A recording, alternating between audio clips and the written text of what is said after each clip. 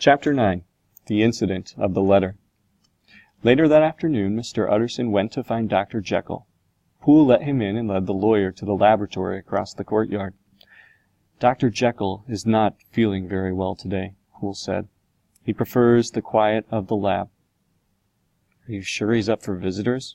Utterson asked. Jekyll was so rarely available these days. The lawyer was surprised that he would see him when sick. "The doctor said that if you stopped by, I should let you in straight away," Poole said. "Everyone else should be turned away." Dr. Jekyll did not rise to meet his visitor. He remained by the fire, looking deathly sick. "You have heard the news," Utterson said, as soon as Poole had left the room. The doctor shuddered. "I heard it first thing this morning. They're all talking about it all over London." Jekyll closed his eyes for a moment. "The police were here this morning, asking what I knew about Hyde." "I'm asking you this question as your lawyer and your friend," Utterson said. "You've not been mad enough to hide this man, have you?" "Utterson, I swear to God that I will never set eyes on Hyde again. It's all at an end. And to be honest, he doesn't want my help. You don't know him as I do, Utterson. Mark my words, he will never be heard from again." "You seem quite sure," the lawyer said. "I hope you are right. I should warn that if there is a trial, your name may be mentioned." Dr. Jekyll lowered his head. There were tears in his eyes. "I'm quite sure he is gone. I've received a letter. I don't know if I should take it to the police. I'd rather leave it with you and let you decide what to do. I trust you completely."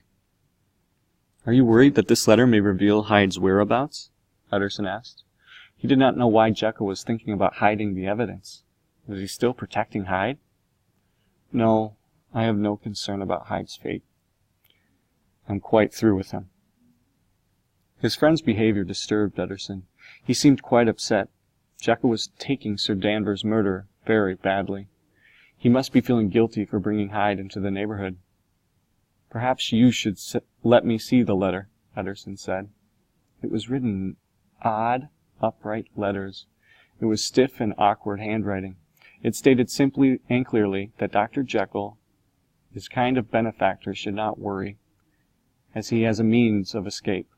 He was gone from the city and would not return. This message pleased Utterson very much. It was a great relief to know that Hyde was gone. "May I see the envelope?" Utterson had said. "I burned it," Jekyll said. "I wasn't thinking clearly. It doesn't matter, though. There was no postmark. The police would not be able to trace it. The note was hand-delivered this morning." "Shall I keep this letter and think about what to do?" Utterson asked. "I leave it entirely in your hands. I have lost faith in my own judgment." Dr. Jekyll held his head in his hands. "Tell me something, Jekyll," Utterson said.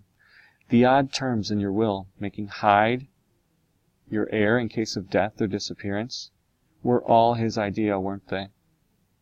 Jekyll nodded his head slowly. "I knew it," Utterson claimed. "He meant to murder you." Once again, Jekyll shook his head. "It was nothing like that, Utterson. I could never explain to you. It was something between Hyde and me that no one else could share, and no one else will ever learn. But I've learned my lesson. Oh, what a lesson I've learned." He put his head back in his hands and wept. "One more thing, Jekyll," Utterson spoke in a soft voice. He did not want to upset his friend any more. "Do you have any idea why Hyde did it? Was it a robbery, or did he have other reasons?" Jekyll did not lift his head from his hands. "No," he said, his voice muffled. "I have no idea." On his way out, the lawyer stopped to speak to Poole. "There was a letter delivered today," Utterson said. "What did the messenger look like? I would like to find that person who sent it." "I'm sorry, sir," Poole said. "We have no mail today." This news surprised Utterson. The letter must have come by the laboratory door, the one Hyde used to use. It seemed strange that Jekyll would answer the door himself, considering his state of mind. The doctor said that he received the letter from a visit from the police. After the visit from the police. Perhaps the note had been written in the study. If so, that meant Hyde was with Jekyll when he wrote it. But that would mean that Jekyll had lied to him. If he was willing to trust the lawyer with the note, why wouldn't he trust the lawyer with the truth? Utterson left Jekyll's home confused and concerned.